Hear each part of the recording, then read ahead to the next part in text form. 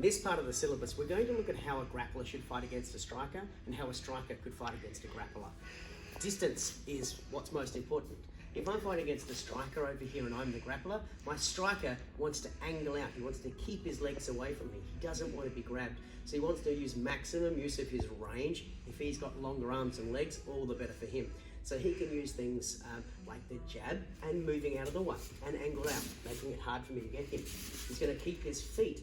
He's not going to be in too long a stance because I'm going to be able to grab that leg.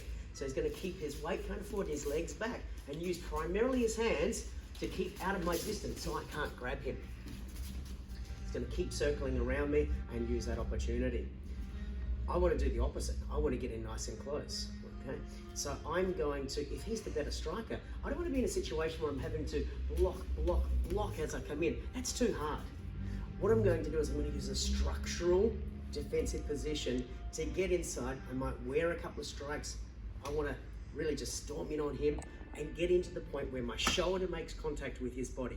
Then I can clinch and look for takedowns, look for throws, etc. So one of my favorite ways to come in is with this helmet. I create a helmet. I grab my head, I grab my own arm, and I'm going to try to spike his chest or his face or his shoulder with my elbow over here. So from here I can use the same stance and slide in, but I tend to find it faster from here if he's trying to hit me that I step right in. I come in until I can actually touch him with this elbow. So from here I cover him, come in and touch. Once I touch him, I then use that space there to grab. I can then use that to throw him. I can use that grip to throw him. I can grab his shoulder over here and shrug through to come and grab his back, get behind him, stomp him down, and look for grappling situations on the ground. Let's have a look from the other side. So from here, he's striking, but I'm just covering up, coming in, and look, I want to get on the outside of his body with my hands on the inside.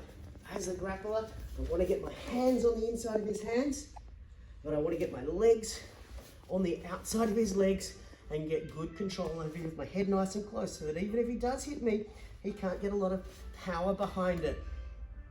Then I can use this to